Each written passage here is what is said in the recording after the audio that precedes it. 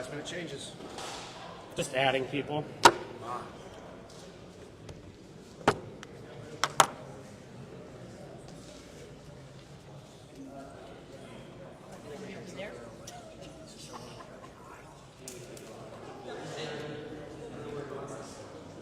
Behind me, please. Yeah, for sure.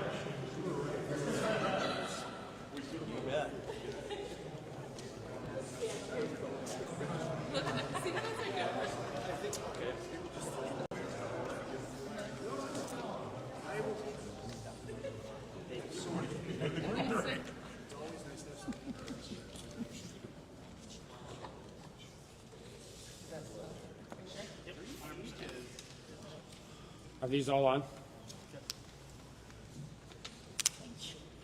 This one is not. See, Dave, there's a thing here that says reminder, turn the microphone on. All right. Thank you all for being here today. Up here with me today is Attorney General Drew Wrigley, Senate Majority Leader David Hogue, House Majority Leader Mike LaFleur, Representative Pat Heiner, Senator Michelle Axman, Mark Hardy, the Executive Director of the North Dakota Board of Pharmacy, and State Health Officer Sherry Adams. And I just want to say thank you to everybody up here for your past and continued leadership on this issue. We're here today because people are overdosing and dying from a product that you can buy off the shelf in a convenience store in North Dakota without any regulation or age restriction. Till 3 weeks ago, I have never heard of Kratom. But at least 10 states have banned it, and today North Dakota joins that list for the safety and well-being of our citizens and our kids. We'll get into more detail about the drug and its risks in a minute, but I don't want to bury the lead. So here are the 3 executive actions we're taking today. First, this morning I signed an emergency letter for an emergency rule issued by the North Dakota Pharmacy to classify 7-OH, a highly potent synthetic derivative of Kratom, as a Schedule I controlled substance as of August 5th, 2026. This action is consistent with a notice of intent filed by the Federal Drug Enforcement Administration on July 1st to place 7-OH and 3 related substances into Schedule I. The DEA says its temporary scheduling order will take effect on or after this Wednesday, August 5th, and will remain in effect for at least 2 years. This puts 7-OH on the same schedule as LSD and heroin, drugs with a high potential for abuse and no accepted legitimate medical use in the United States. The Board of Pharmacy's order is valid for 180 days, and it triggers an emergency administrative rulemaking process. Second, I am issuing an executive order declaring a public health emergency and prohibiting the sale, use, and possession of all Kratom and Kratom products in North Dakota, effective at the same time, 5 p.m. Wednesday, August 5th. Per statute, this emergency order is effective for 30 days. This includes 7-OH and the main psychoactive substances found in Kratom called midodrine. Right now, it's the Wild West when it comes to Kratom sales in North Dakota. There are no regulations, no age restrictions, no labeling requirements, and quite simply no accountability. We're taking emergency action to press pause and get these products off the shelves until the legislature can address this, which brings me to point 3. In the same executive order, after discussion with legislative leadership, I am convening the legislature in special session on September 7th to consider enacting the emergency rule on 7-OH and prohibition on Kratom into state law to address the enforcement authority. While state law allows me to issue a 30-day ban and work with the Board of Pharmacy to add 7-OH to Schedule I, the one thing we can't do with executive orders is create felonies. I'm asking the legislature to come back to make that enforcement authority clear. I was here in 2013 when we wrote the derivative laws to bath salts. What we had found at that time is when you change one single molecule of something, you got to wait until the legislature comes back in to add those to Schedule I. And so we're working with, at that time, Attorney General Wayne Stenjone, several states' attorneys and law enforcement across the state. We figured out a way where we could allow the AG and the pharmacy board to add derivatives to existing Schedule I drugs. This is different. This isn't a derivative anything. We're putting Kratom into a Schedule I. that hasn't existed before. The DEA order is great, but our local law enforcement doesn't enforce federal law. And quite frankly, Drew and I both know that federal law enforcement isn't going to be the primary source of arrests or enforcement when it comes into these things. And if we wait until the full session comes into place to do this, everybody asks me this question: why don't you just wait? Because they're going to be back in January. But it's not really 5 months; it's a year. Laws don't go into effect that don't have money in them until August 1st. This is quite frankly too important to wait that long. So to provide a little background, kratom is a tropical tree native to Southeast Asia. Its leaves are crushed and then smoked, brewed with tea, or placed in gel capsules. In low doses, the drug produces stimulant effects. In high doses, it has sedative effects very similar to opiates. Abuse of kratom has increased in recent years. In the U.S., kratom can lead to both psychological and physiological addiction. In some cases, it's been reported to cause hallucinations, delusion, and confusion. What's more concerning is 7-OH.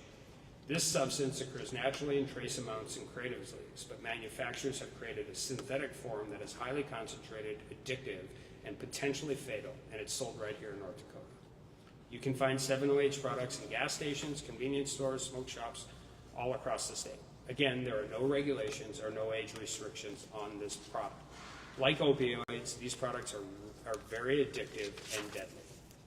Since 2019, North Dakota has reports of 50 deaths associated with kratoms, 7-OH, or other kratom derivatives. In 23 of those 50 cases, these substances were listed as part of the primary cause of death, meaning the medical examiner or certifying physician determined that the drug's effects contributed to the fatal toxicity, whether alone or in combination with something else. If you look at calls from North Dakota to the Poison Control Center in Minnesota, with whom we contract, the calls related to kratom have increased dramatically from 5 in 2023, 22 in 2025, and 18 calls already this year. In addition, there have been 5 calls this year specifically about 7-OH, up from just 1 last year. This isn't a new topic in North Dakota. 2 bills were introduced during the 2025 legislative session aimed at regulating kratom. Unfortunately, and I think because most of us didn't actually know what it was, both of those failed. One was turned into a potential interim legislative study. Which brings us to today. Across the country, states continue to take action to regulate or outright ban kratom and or 7-OH. 10 states have banned kratom, and more than half of the 50 states have outlawed or put limits on 7-OH. 9 states currently have proposals to schedule 7-OH, and 6 states have bills to limit 7-OH. The DEA Administrator Terrence Cole said synthetic 7-OH products pose a growing health threat to public safety and health. And the FDA has suggested that they are the next wave of opioid crisis, calling for immediate and impactful policies to educate consumers and take regulatory action limiting access to 7-OH. The Department of Defense has also banned the use of kratom by service members to protect their health, safety, and military readiness.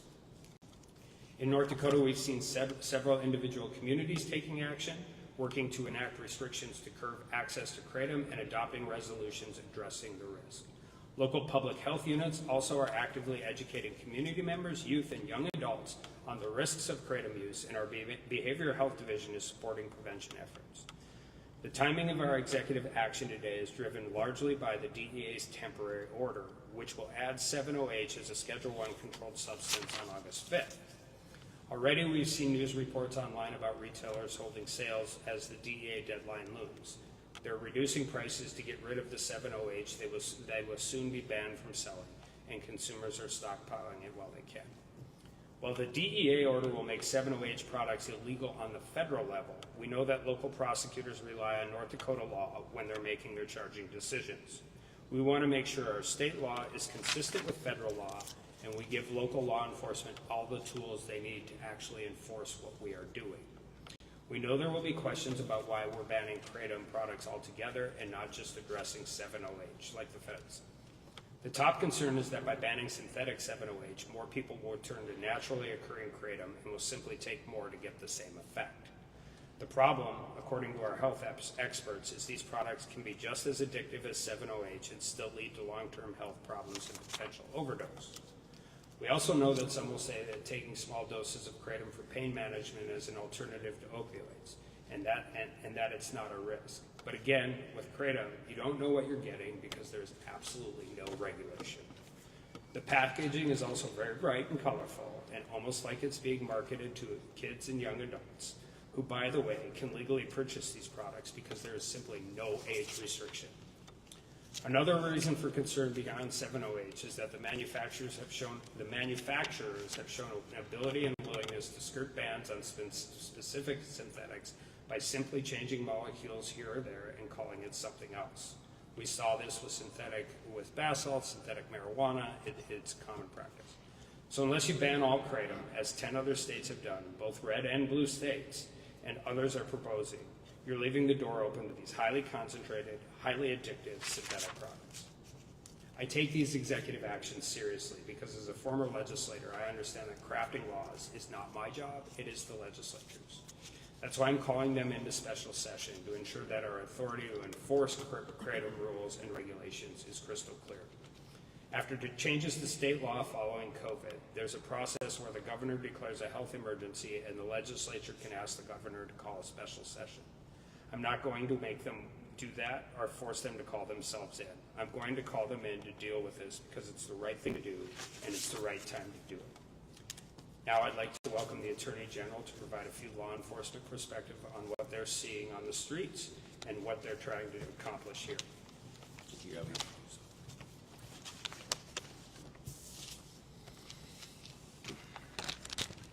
Thank you, Governor. To all up here, thanks to all of you for working on this important matter, for being here today. We appreciate this opportunity. I also want to recognize some folks we've got here from the Attorney General's office. Most pointedly, I want to acknowledge the folks from the North Dakota Crime Lab.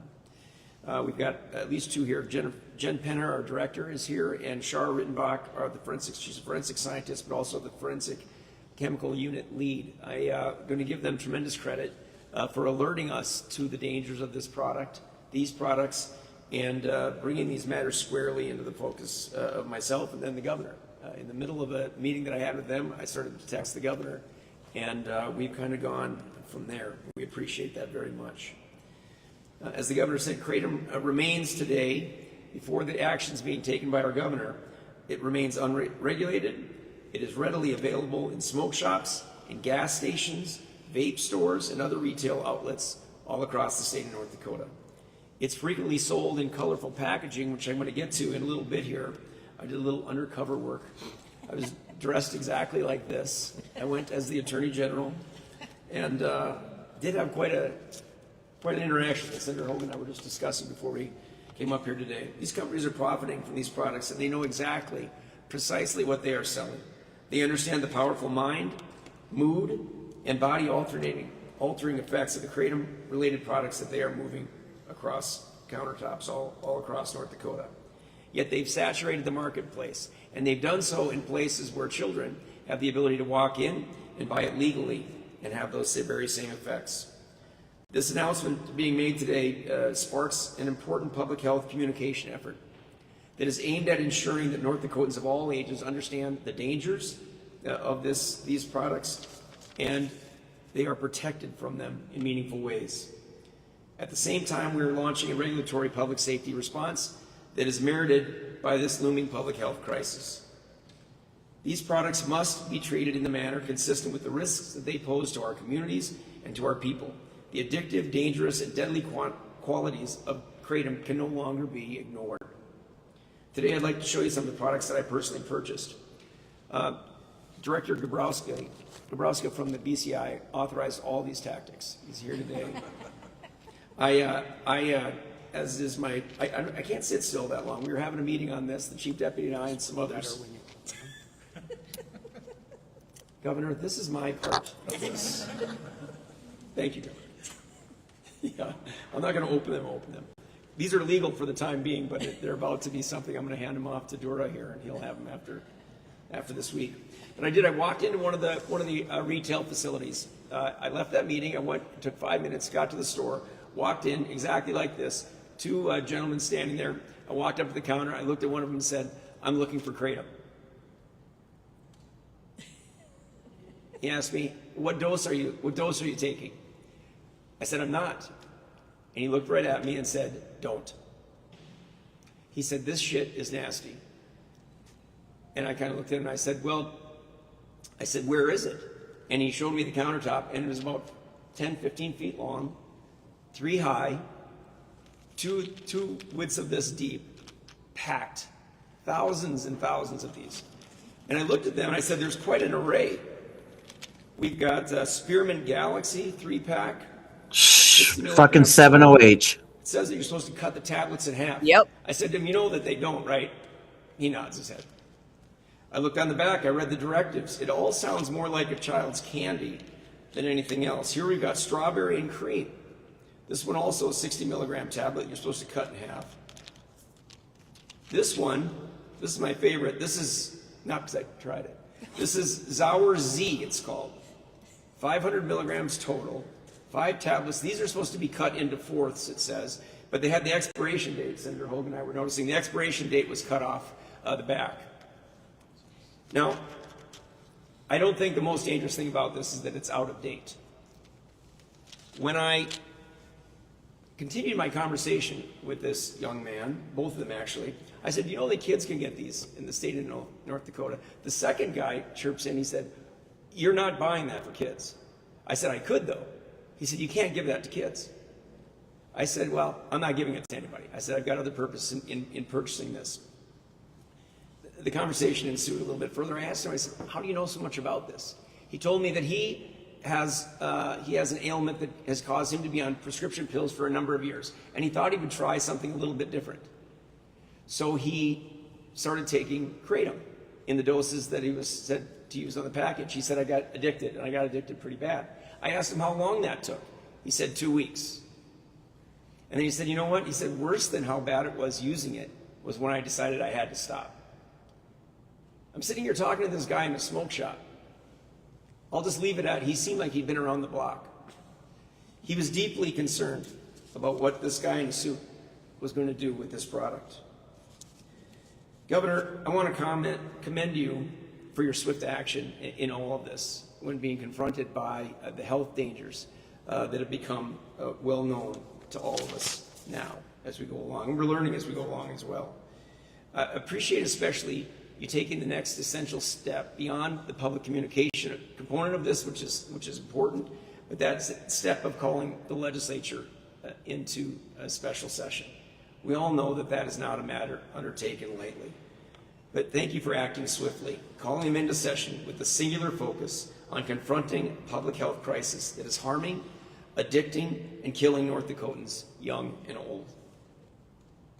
My colleagues in the Office of the Attorney General and I are honored to stand with you today and with your administration to be working on this matter over the last weeks to address this crisis, and on behalf of North Dakota's law enforcement community, thank you for your response to an alarming situation.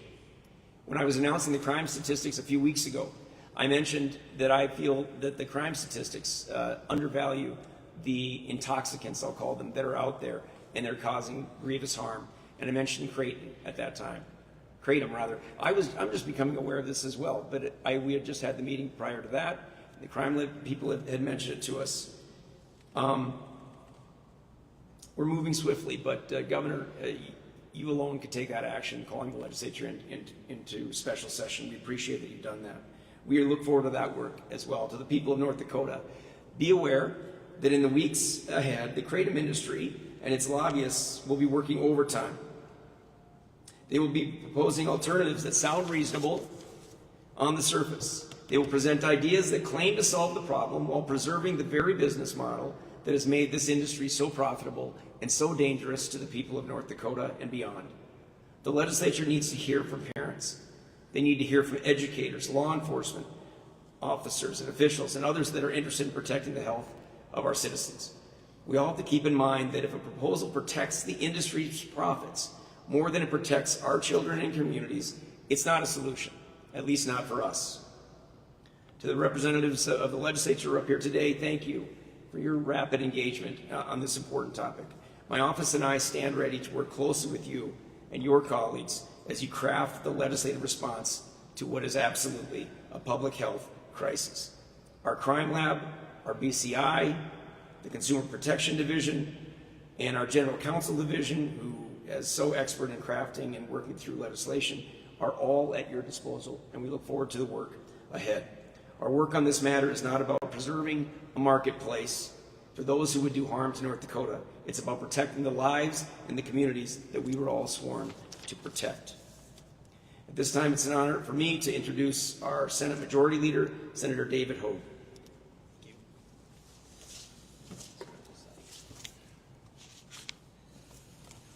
Thank you, Governor Armstrong and Attorney General Wrigley, and good morning to all of you, and thank you for coming. In a little over 5 months, the Legislative Assembly will convene for its 70th regular session. As all of you know, under our Constitution, the legislature convenes every other year for approximately 4 months. However, both the governor and the Legislative Assembly have the ability to call themselves in for what's called a special session. And whenever we begin a discussion of special sessions, I always ask myself 2 related questions. First, can the matter wait until the regular session? Can we wait? And the second question is, what is the cost of waiting? What harm might come to the people of North Dakota? What loss in state resources might we incur if we wait till the regular session? And I think the governor and the attorney general have made a compelling case that we cannot wait when it comes to Kratom.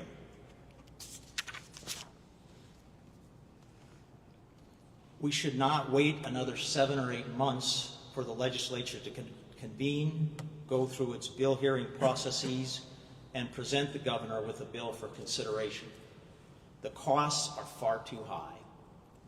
Kratom has been marketed in our state and other states as a harmless herbal supplement, sold in convenience stores, in the smoke shops, next to the energy drinks. But the active compound stimulates the brain. In low doses, it stimulates, but in higher doses common on the shelves today, it sedates, intoxicates, and creates dependence. Kratom that is marketed today is not a supplement. It is an opioid-acting drug sold with no consistent age check or dosage standard. North Dakota, as the governor said, is not the first state to take up a partial or complete ban on Kratom. 10 other states have passed bans, with Tennessee and Kansas passing bans just last month. The trend across the country is clear, and it's moving in one direction. The federal government has moved as well. Last month, the DEA filed formal notice to place synthetic kratom into Schedule 1 of the Controlled Substances Act, the same legal category as heroin. We're aware that a special session in early September will come at an inconvenient time for many legislators, particularly those in our ag community. But we're all proud and prepared as citizen legislators to travel back to Bismarck, roll up our sleeves, and make a careful examination of how we should regulate kratom. Leader LaFleur and I have formed a working group of legislators to work with Attorney General Wrigley, the governor's office, with the health department, and with others to make sure that we are drafting bills that will be available for other members of the legislature to view and to provide feedback before we go into special session on September 2nd. And so we've appointed Senator Michelle Axman and Representative Heinert to lead that working group. And at this time, I call on Representative Heinert. Thank you, sir. Good morning. Thank you, Governor. Thank you, Attorney General, for your leadership. I'm here because of my background in law enforcement, really is why I'm here, but I'm also a legislator representing the south side of Bismarck. And I have many stores in my district that are selling this stuff. I've done some research of my own. I have not purchased any. But I've done some research, and the Attorney General's right. Stores have this stuff now on sale. So the word is out that the synthetics are gonna get banned by DEA. So they're on sale. Seen many sales in the stores over the weekend when I was walking around, bouncing around between stores.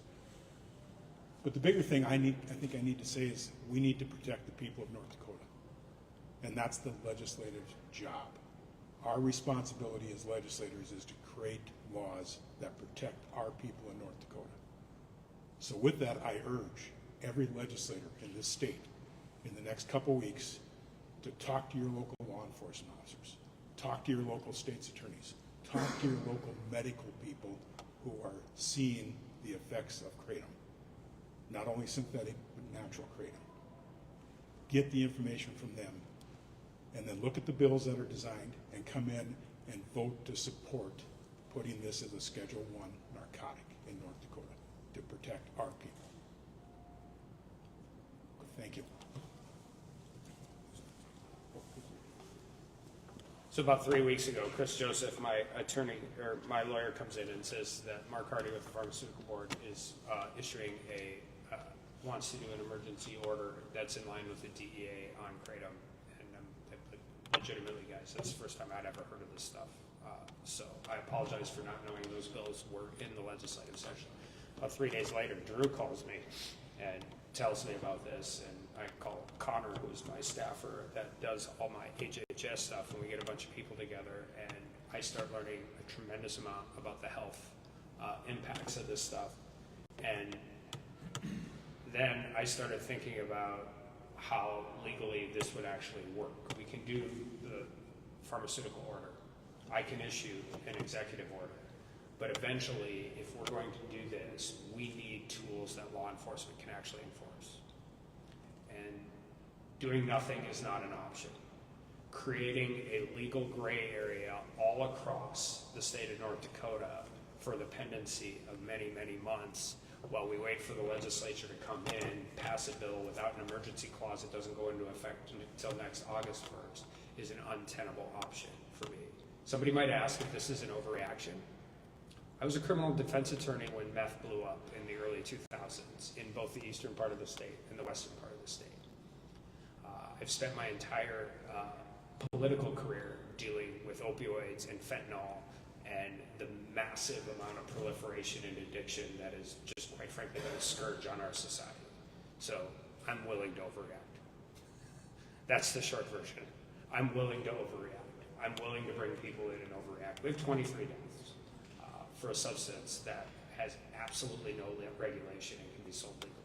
And by the way, I'm fairly certain everybody here is aware, once you make something illegal, that doesn't mean, taking it out of a shelf doesn't take it out of circulation. Turns out the drug industry has been around a lot longer and will continue to be around after that. We need to make sure that we have statutory law that protects and allows for enforcement from local county sheriffs, city police departments, BCI, highway patrol, and everybody up and across the board.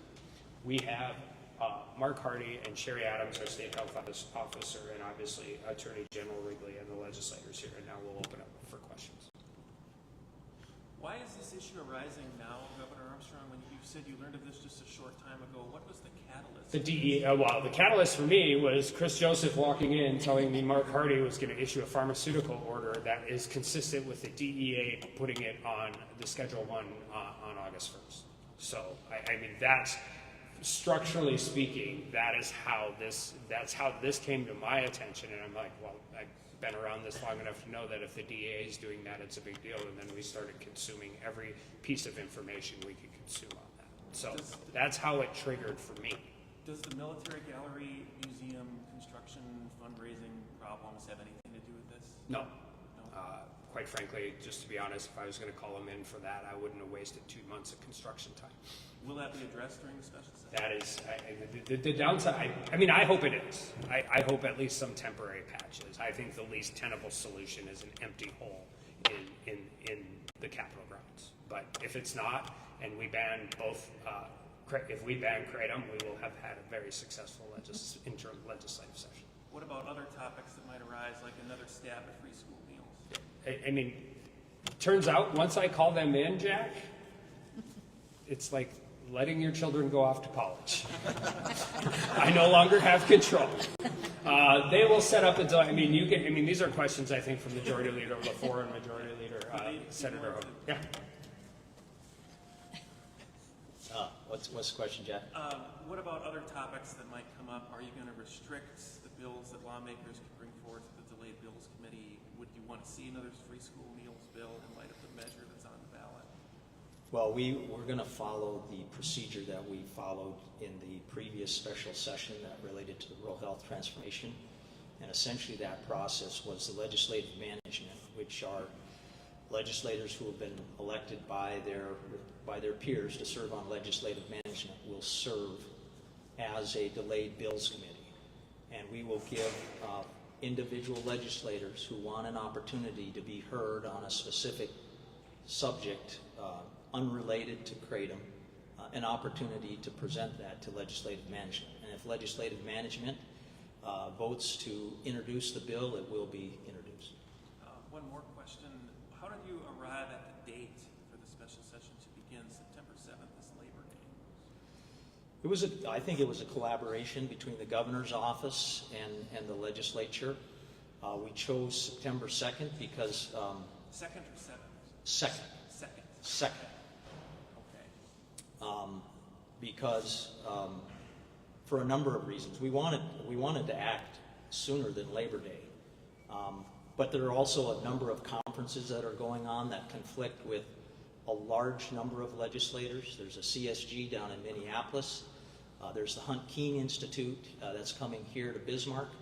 And so we picked September 2nd because it represents an avoidance of the most number of conflicts. Also, my executive order expires on September 5th. Is it a 3-day session you plan? Yes. Okay. A question for the committee that's going to be looking at the working group. There are multiple lawmakers that use Kratom in the legislature. Are they going to be involved with this working group? Are they going to be involved in this legislation? Because they have a personal use aspect, useful experience.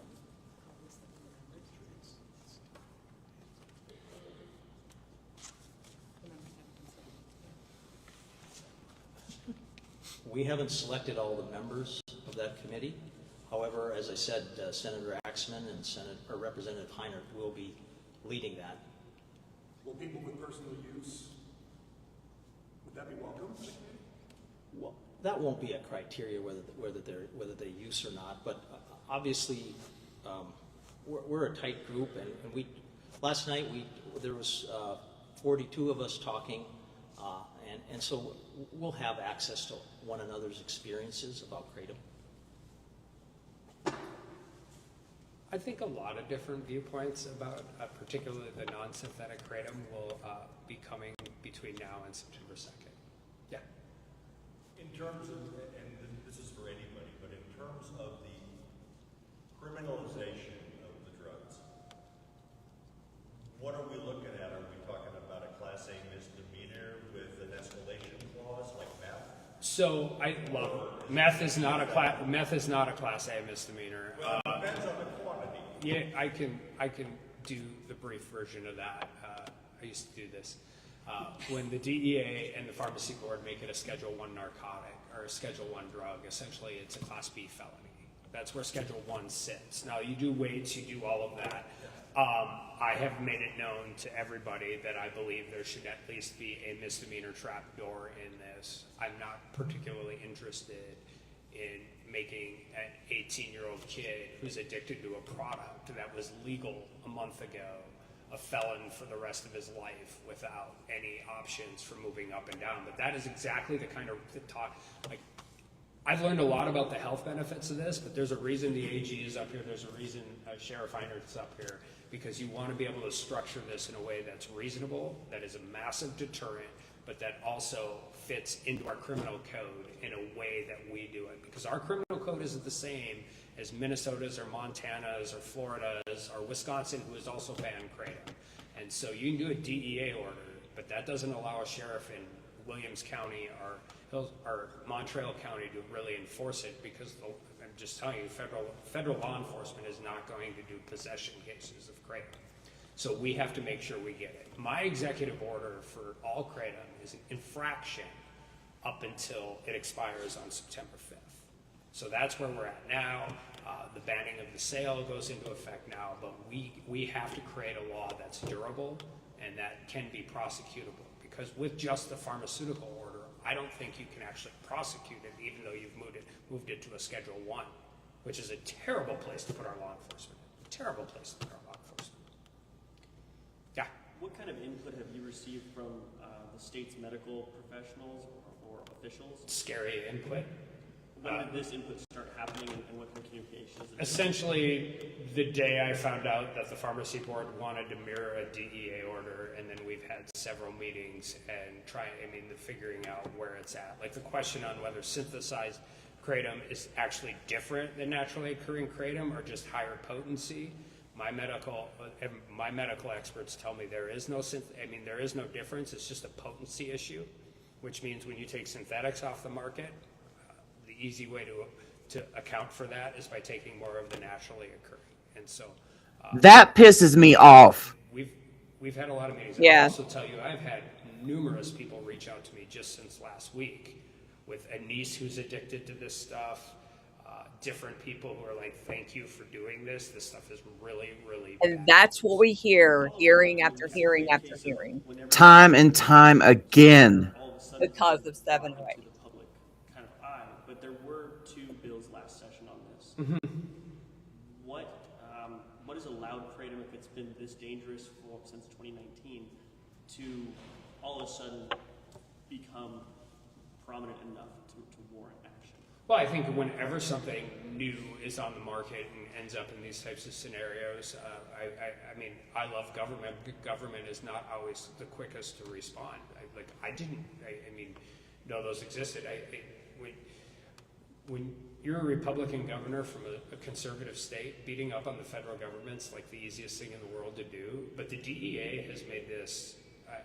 That is really kind of, I think, what triggered everything. And when the DEA is doing this and telling you this is where they're going to that level, it helps raise the attention to it. And it's actually a little shocking to me. There's not more of there hasn't been more of a historical coordinated movement just from the anecdotal evidence that was coming out. But we know about it now, and we're going to respond to it. Should have been banned a long time ago. Should never fucking enter the market. Yeah. Sherry, thank you for that question.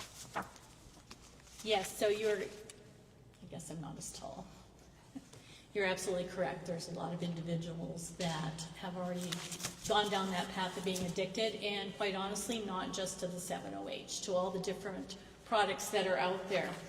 Obviously, if you have a loved one that is in crisis or such, you can automatically call that 988 number or the 211 number. That gets you that emergency number and can connect them with some resources. On the other side of that, we can have them call I have to look at the number of the health department, the behavioral health department. They have resources there as well. And we can get that number to you, but the number during the week is 328-8908. But again, if they're in crisis, the better avenue is to go ahead and call 988. Just one more little thing to partner to the last question. I think one of the other reasons that this is becoming escalated is more data is coming out, more people are using it, and we're seeing more and more lives lost, as well as more and more people using these products. So I think it's a good time to take the step in to try to get this totally off the market, because we are just continuing to see those numbers continuing to climb. Because they're not testing for 708. Senator, why wasn't this chosen to be studied? That bill that passed last year, we could have studied this during the interim. Why was it chosen not to be studied? Well, I think the governor has answered it, and I'll answer it as well. The issue has been escalated for the past year. On our Zoom call last night, we were aware that the city of Ray had banned kratom. They didn't ban kratom. In northwest North Dakota.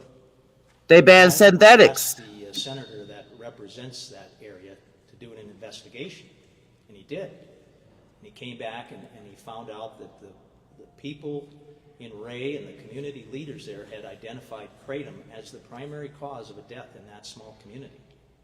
It was So, 708. To answer your question, Nope. Michael, as we get more facts and become more aware, we act. And that's just the natural progression of legislation or any government response to crisis. The testing has really only been done as a matter of course since 2025. The ability to test is 2019. It hadn't and even been started, consistently if tested anybody since remembers, 2025, basically though, the in last 2 deaths. years right Yep. after that occurred. So when you start finding out the health effects of this stuff, it takes time to accumulate the data. I mean, these numbers are since 2025. I mean, this is a real problem, and it's going to get worse, if not better, if we don't do something. Do the legislative leaders have any concerns about gathering all the lawmakers in such a short time during the summer season and a vacation holiday looming?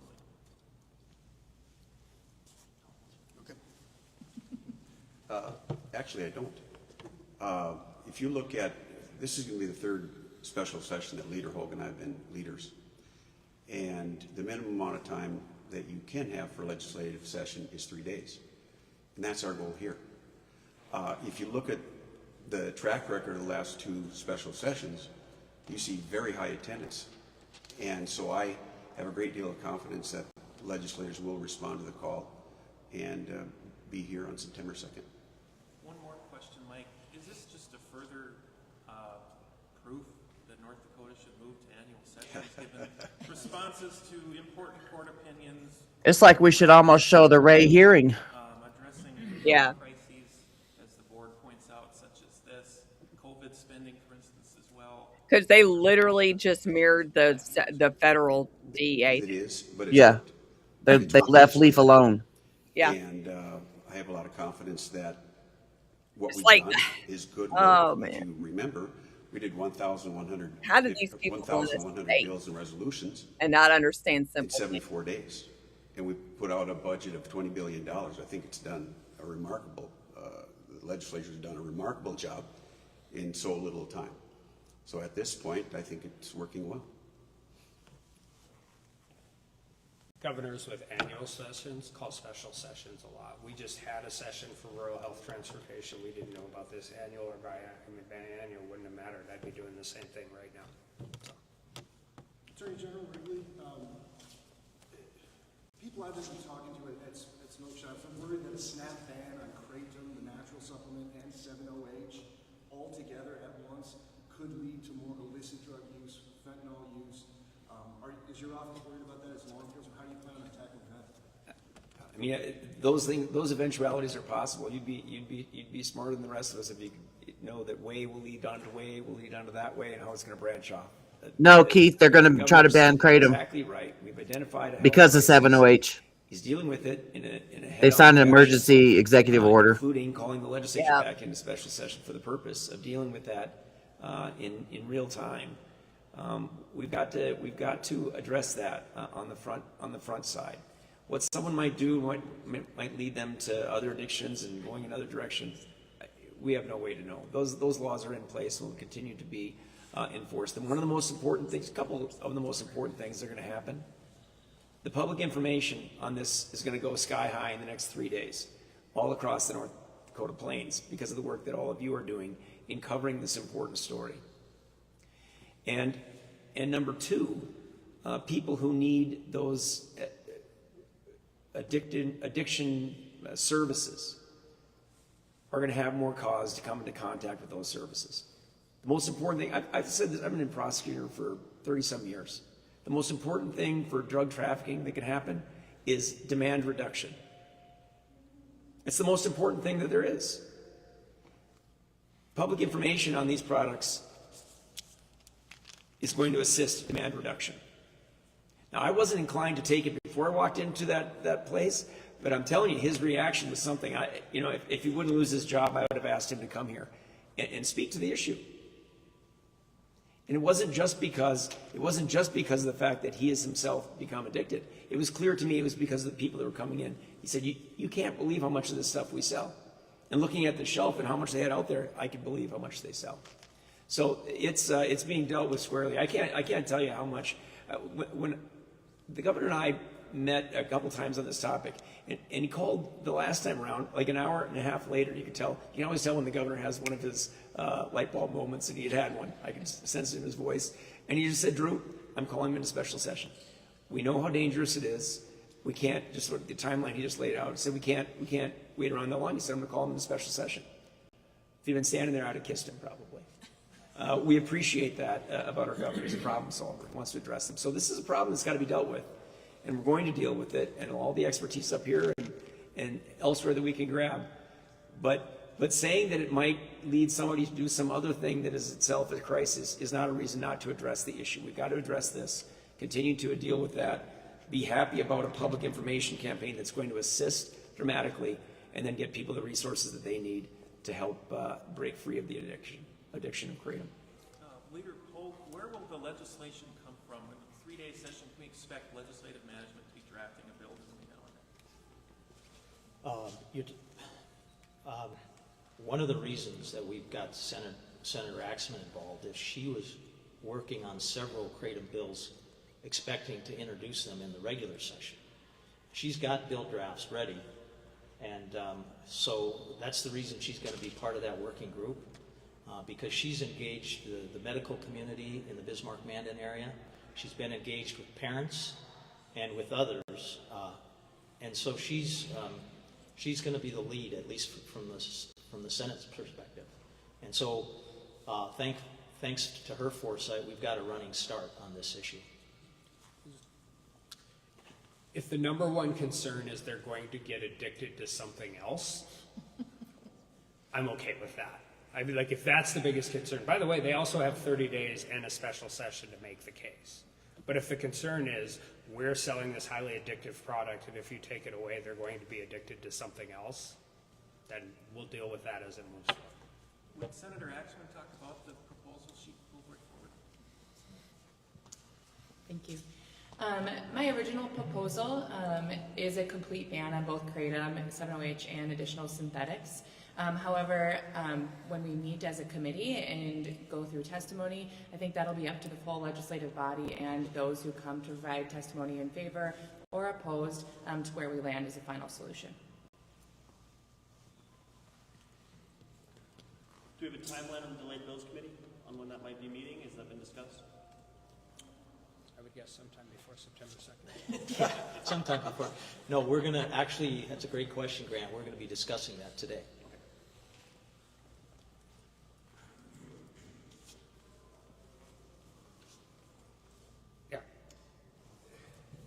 How much money is going to be needed to winterize the military gallery? I don't have that answer in front of me. I know we have some data at some point in time that we can figure out. I don't have that answer in front of me. So that the military gallery funding is officially not a part of the special session at this point? It's not the reason I am calling the special session.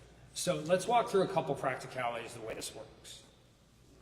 After COVID, the legislature passed a law that said any emergency health order from the governor is only good for 30 days.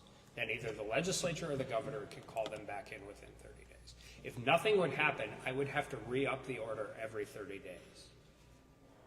This might sound different, but I don't think I should have that power by myself. I don't.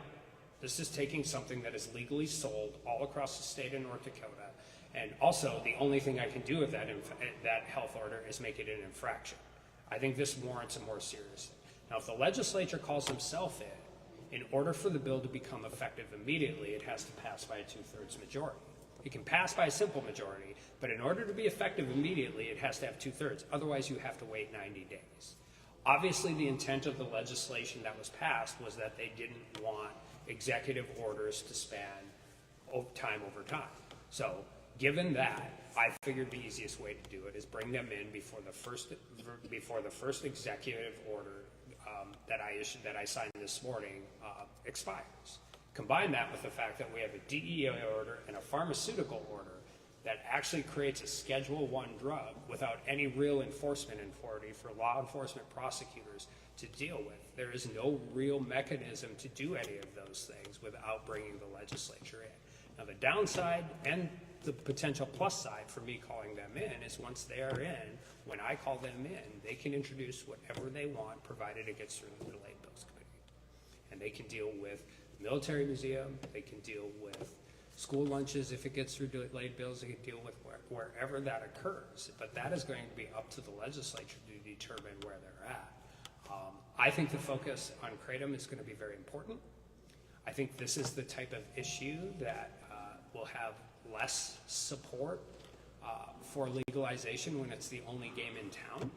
When people aren't running to a natural resources hearing, they're not running to an appropriations hearing, they're not running somewhere else. I think this is a real conversation that needs to have, and I think when everybody's focused on that is there. But my personal opinion, which I have no actual direct say over, if there's something else, military museum or otherwise, the legislature thinks is timely and needs to be dealt with, they should do it. If they're here, they should do it. They're fairly comfortable. They're fairly comfortable and competent people.